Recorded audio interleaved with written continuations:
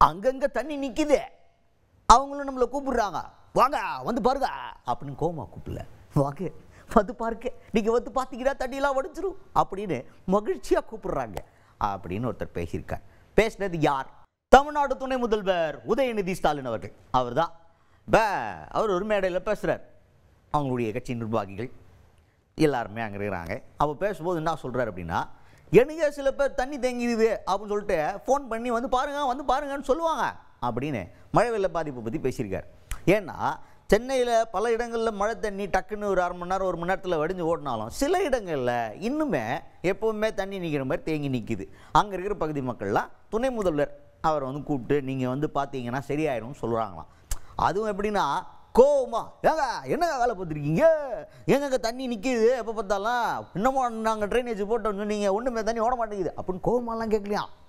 ஐயா நீங்கள் வந்தீங்கன்னு வச்சுக்கோங்க, நீங்கள் வர்றதுனால அதிகாரிகள் வருவாங்க, நீங்கள் சொல்கிறதுனால வேலைகள் சீக்கிரம் நடக்கும், அதனால தண்ணி சீக்கிரம் வடியும், அதனால நீங்கள் வந்து பார்க்கணும் அப்படின்னு மகிழ்ச்சியாக சிரிச்ச முகத்தோட சிரிச்சுக்கிட்டே தான் கூப்பிட்றாங்களா அப்படின்னு சொல்லியிருக்காரு துணை முதல்வர் உதயநிதி ஸ்டாலின் அவர்கள். பேரறிஞர் அண்ணா அவர்கள் நமக்கு சொல்லிக் கொடுத்தது தான், எப்பொழுதுமே மக்களிடம் செல், மக்களிடம் பழகு, மக்களோடு பேசு, மக்களுக்கு சேவை செய், மக்களுக்கு என்ன தேவையோ அதை செய் அப்படின்னு சொன்னவர் தான் பேரறிஞர் அண்ணா அவர்கள். அவருடைய வழியில் நாம் பயணிச்சுட்டு இருக்கிறோம். நம்ம பணிகளை செய்கிறோமோ இல்லையோ, நான் இன்றைக்கி பல இடங்களுக்கு போகும்போது தண்ணி சில இடங்களில் தேங்கி நிற்கிது தொடர் மழையால்.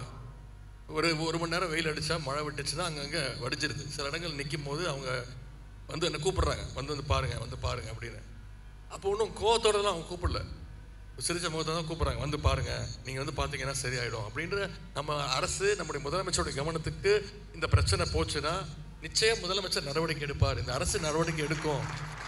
அங்கே இருக்கக்கூடிய வட்ட செயலாளர், அங்கே இருக்கக்கூடிய மக்கள் பிரதிநிதி கவுன்சிலர் இந்த பணிகளில் ஈடுபடுவார் அப்படிங்கிற நம்பிக்கையோடு தான் மக்கள் வந்து நம்மளை அழைச்சிட்டு போகிறாங்க.